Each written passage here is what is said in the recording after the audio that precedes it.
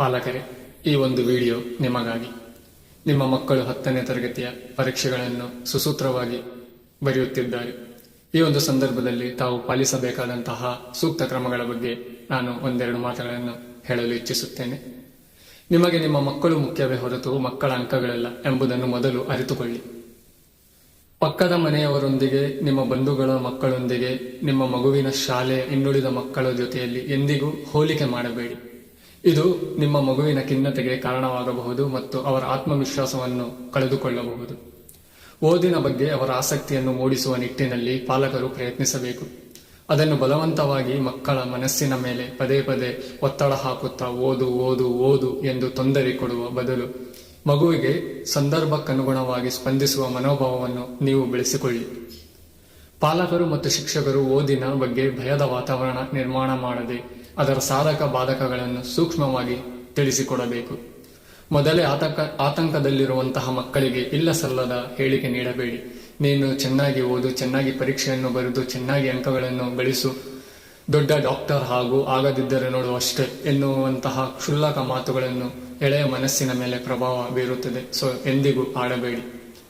ಈ ಒಂದು ವಯಸ್ಸಿನಲ್ಲಿ ಹಾರ್ಮೋನುಗಳ ವಿಪರೀತವಾದ ಸೂಕ್ಷ್ಮ ಬೆಳವಣಿಗೆ ಬದಲಾವಣೆ ಕಾಲಘಟ್ಟದಲ್ಲಿರುವ ಈ ವಯಸ್ಸಿನ ಮಕ್ಕಳು ಪಾಲಕರು ಪ್ರೀತಿಯಿಂದ ಕಾಳಜಿಯಿಂದ ಸಾಂತ್ವನ ಮಾಡುತ್ತಾ ಮಕ್ಕಳ ಮನಸ್ಸನ್ನು ಗೆದ್ದು ಅವರನ್ನು ಓದಲು ಪ್ರೇರೇಪಿಸಬೇಕು. ಇನ್ನೊಂದು ಮುಖ್ಯವಾದ ವಿಷಯವೇನೆಂದರೆ, ಮಕ್ಕಳು ಓದುತ್ತಿಲ್ಲವೆಂದು ನಿಮ್ಮ ಮಕ್ಕಳನ್ನು ನಾವೇ ಬೇರೆಯವರ ಮುಂದೆ ಅವಮಾನ ಮಾಡುತ್ತೇವೆ, ಬೈಯುತ್ತೇವೆ, ಹೀಯಾಳಿಸುತ್ತೇವೆ.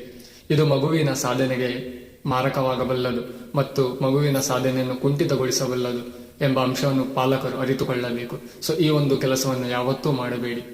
ಮಕ್ಕಳ ಆರೋಗ್ಯದ ಬಗ್ಗೆ ಪರೀಕ್ಷಾ ಸಮಯದಲ್ಲಿ ಹೆಚ್ಚು ಕಾಳಜಿಯನ್ನು ವಹಿಸಿ ಪಾಲಕರ ಮುಖ್ಯ ಕರ್ತವ್ಯವಾಗಿದೆ ಮತ್ತು ಕೆಲಸವಾಗಿದೆ. ಹಿತಮಿತವಾದ ಆಹಾರ ಸೇವಿಸು ಅಂತ ತಿಳಿ ಹೇಳಿ ಮತ್ತು ಹೊರಗಿನ ತಿಂಡಿ ತಿನಿಸುಗಳನ್ನು ತಿನ್ನದಂತೆ ನೋಡಿಕೊಳ್ಳಬೇಕು. ಯಾವಾಗಲೂ ಓದುತ್ತಾ ಕುಳಿತರೆ ಅದು ತೊಂದರೆ ಆಗಬಹುದು. ಮಕ್ಕಳಿಗೆ ಒಂದಿಷ್ಟು ಸಮಯ ಯೋಗ, ವ್ಯಾಯಾಮ, ಹವ್ಯಾಸಗಳನ್ನು, ಆಟಗಳನ್ನು ಆಡಲು ಅನುಮತಿ ಕೊಡಿ. ಇದರಿಂದ ಅವರ ಒಂದು ಮೆದುಳಿನ ಒಂದು ಆಕ್ಟಿವ್ನೆಸ್ ಹೋಲುತ್ತದೆ.